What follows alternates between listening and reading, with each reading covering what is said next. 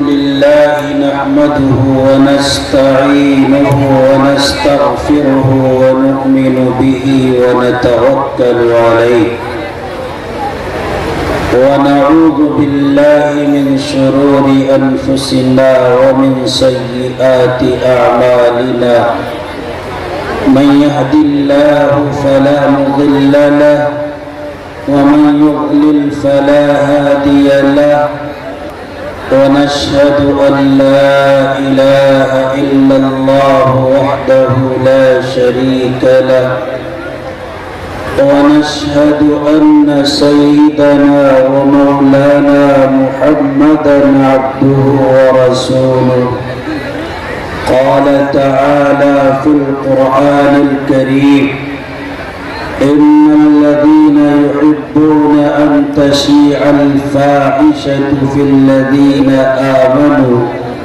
لهم عذاب أليم في الدنيا والآخرة والله يعلم وأنتم لا تعلمون وقال النبي صلى الله عليه وسلم كيف بكم إذا فسق فتيانكم وعسى نساؤكم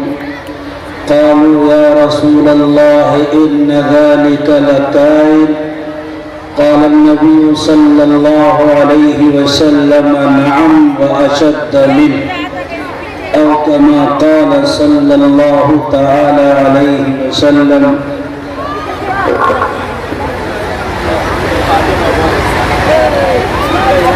صدق الله مولانا العظيم وصدق رسوله النبي الكريم تیرے صوفے ہیں افرنگی تیرے قالی ہیں ایرانی تیرے صوفے ہیں افرنگی تیرے قالی ہیں ایرانی لہو مجھ کو رلاتی ہے جوانوں کی تناسانی عمارت کیا شکوہ خسروی بھی ہو تو کیا حاصل نہ زور حیدری تجھ میں نہ استغناء سلمانی رونق افروز اسٹیج پر علماء کرام سامنے بیٹھے ہوئے سامعین پس پردہ بیٹھی ہوئی خواتین اور عزیز بچوں ایک بار ہم سب مل کر پیغمبر خدا صلی اللہ علیہ وسلم کی بارگاہ میں درود شریف پیش کر دیں اللہم صلی علی محمد النبی الامی وعلی آلہ وسلم تسلیما ایک بات بتا دوں میں آپ کے سامنے تقریر کر رہا لیکن میری تقریر اصل نہیں ہے اصل تقریر ہوگی حضرت شیخ الحدیث جناب حضرت مولانا مفتی وسیع صاحب دامت برکاتہم کی ہم جیسے لوگ تو گنہگار سیاہکار خطاکار ہے کہا ہے کسی نے کہ آہ میں کچھ تاثیر نہیں کیا عشق کا دل میں تیر نہیں کیوں آہ میں کچھ تاثیر نہیں کیا عشق کا دل میں تیر نہیں جب نور نہ ہو خود ہی دل میں منبر کو کیا برسائیں گے تو نور والے تو بیٹھے ہیں مجھے امید ہے کہ جب نور منبر سے برس رہا ہوگا تو آپ کی موجودگی یہاں درج ہوگی انشاءاللہ بیٹھے رہیں گے ہاتھ اٹھا کر مجاہدین کی جماعت کی طرح بتاؤ تو بچوں مشاعرہ نہیں ہو رہا ہے سنبھل لے دل بھری محفل میں چلانا نہیں اچھا ادب پہلا قرینہ ہے محبت کے قرینوں میں ناپ دیے جاؤ گے بیٹو یہ اللہ والوں کی مجلس ہے یہاں بیٹھ کر کے انسان سنجیدگی کا مظاہرہ کرے مجھے تو فاروق بھائی بھی کھلتے ہیں لیکن بہرحال اب وہ بنا رہے ہیں ان کی روزی روٹی کا مسئلہ ہے تو چلنے دیا جائے اللہ ہم سب کو صحیح دین پر گامزن ہونے کی توفیق عطا فرمائے مسلمانوں میں دیکھ رہا ہوں کہ میرے برادران کی اور میرے ہم پیشہ اور ہم مشرب لوگوں کی چمکتی ہوئی ٹوپیاں خاصی تعداد میں موجود ہے. میں انہیں بھی ایک پیغام دیتا ہوں اور ہم سب کی محبت میں آئی ہوئی دور دراز سے جو عوام ہے میں انہیں بھی ایک پیغام دینا چاہتا ہوں. لمبی بات کرنے کی عادت بھی نہیں اور آج مولانا غفران صاحب کی طرف سے اجازت بھی نہیں ہے. تاریخ بدلنے سے پہلے اچھا ہی ہے کہ پروگرام سمیٹ دیا جائے، کیونکہ اتنا بڑا پروگرام اور پر رونق پروگرام، اس پروگرام کی وجہ سے ارے فجر کی جب نماز تو دور کی بات ہے، جماعت بھی چھوٹ جائے نا تو میں پسند نہیں کرتا. صحیح معنی اللہ پاک ہم سب کو نماز فجر جماعت کے ساتھ پڑھنے کی توفیق دے. آپ حضرات تو خاموش ہو ہی گئے، کیونکہ میں بہت مرتبہ یہ مشاہدہ کر چکا کہ جب میری تقریر ہوتی ہے تو ایسے سنتے ہیں جیسے واقعتاً نعت سن رہے ہیں، اور نعت سننے میں بھی سبحان اللہ کا مطالبہ ہوتا کہ بھائی زور سے کہو سبحان اللہ. میں تو کہوں جب تقریر شروع ہو تو ایسے خاموش ہو جاؤ کہ یہ لگے کہ سب مر گئے، بالکل کوئی آواز نہیں ہونی چاہیے. آپ تو سمجھدار ہو، ایسا لگے کہ جیسے پیدا ہی نہیں ہوئے. بالکل آپ سمجھدار ہو، آپ تو کرو گے، لیکن یہ بازو میں جو عورتیں آئی ہیں نا، ہم سے زیادہ ان کی تقریر چل رہی ہوگی.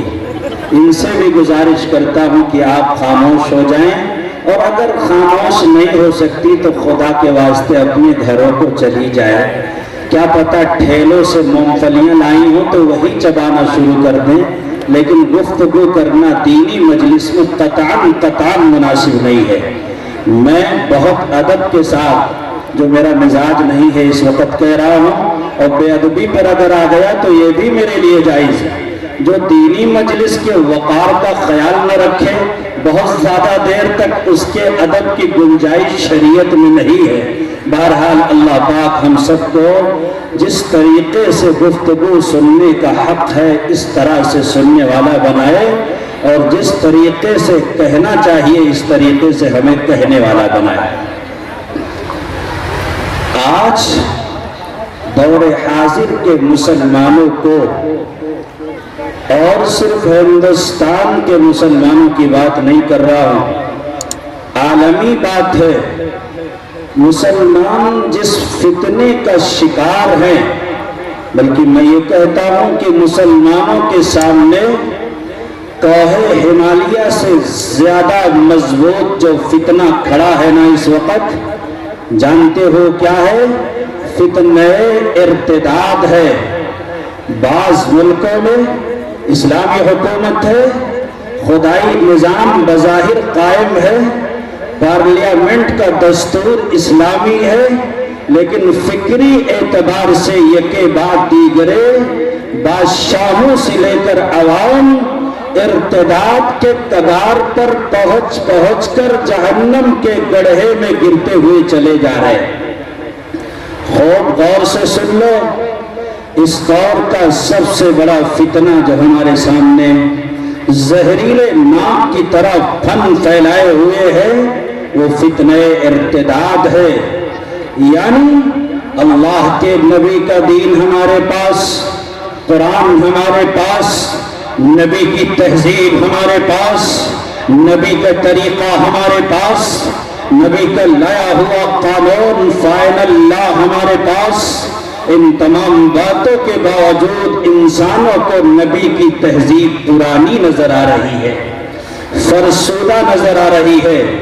اگر مسلمانوں کو واقعتاً میرے آقا کی تہذیب پرانی نظر آ رہی ہے تو سنو،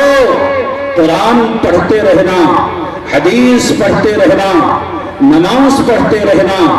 ہم اپنی سوچ کے اعتبار سے کافر اور مرتد ہو گئے. یہی نہیں بلکہ کھلا ارتداد کا شکار ہو رہے ہیں ہم. بعض نوجوان اس لیے کہ ہمیں غلبہ نہیں ہے، ہمیں تسلط نہیں ہے، ہمیں اقتدار نہیں ہے، غیروں کو اقتدار حاصل ہو گیا، نظام حکومت کے غلبے کو دیکھ کر کے وہ یہ سمجھ بیٹھے کہ شاید حق ادھر ہے، اور اللہ کے نبی کے دین کو سینے سے نکال کر بدبودار غلاموں کی غلامی کا پٹا اپنے گلے میں ڈال کر کے کافر ہوتے چلے جا رہے ہیں۔ نوجوانوں سن لو، اللہ کا کلام کہتا ہے، اور جو اللہ کا کلام کہتا ہے وہ سچ کہتا ہے، اسی میں نجات ہے، اسی میں فلاح ہے، مرنے کے بعد والی زندگی اسی پر منحصر ہے۔ اللہ کے ہاں جنت میں جانے کا فیصلہ اسی پر منحصر ہے۔ اللہ پاک قرآن پاک میں فرماتا ہے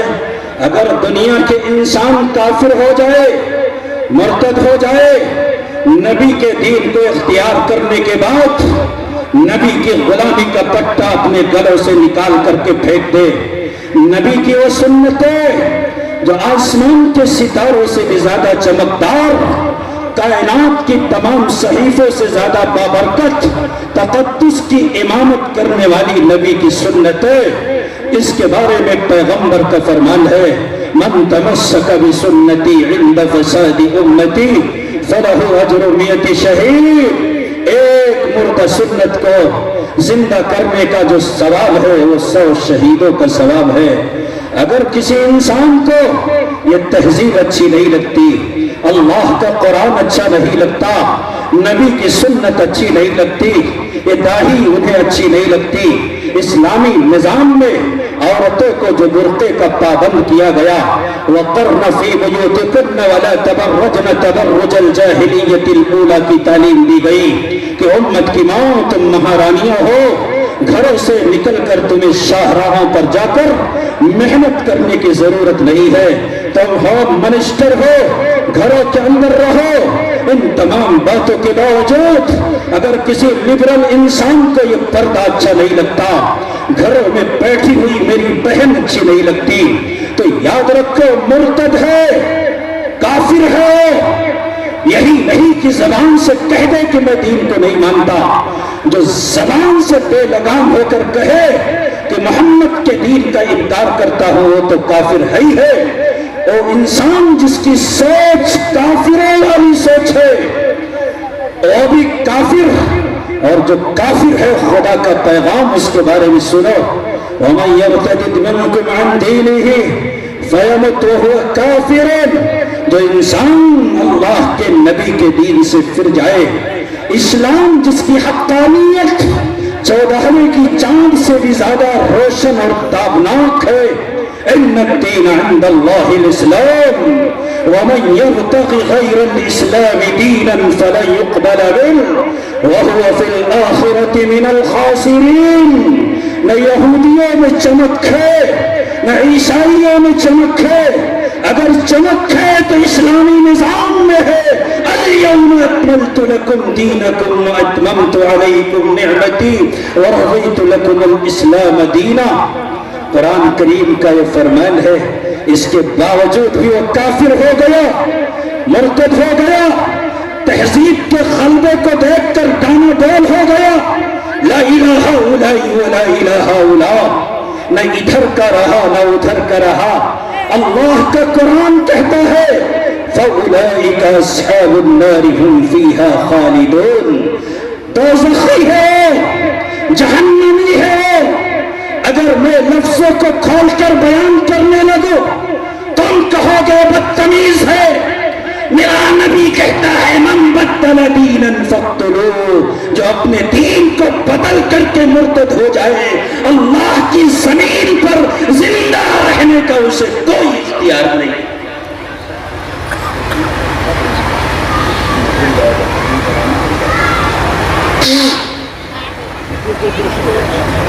میری بات سمجھ میں آ رہی نہیں آ رہی؟ ارے سمجھ رہے ہو؟ کیا سمجھے؟ ایک پیغام بہت واضح، اور وہ پیغام یہ ہے کہ اسلام ہی ذریعہ نجات ہے، کفر میں تاریکی ہے، اسلام میں روشنی ہے۔ ایک پیغام سنا دیا، اور سنا ہی نہیں دیا مسلمانوں، اسلام کے سفیروں،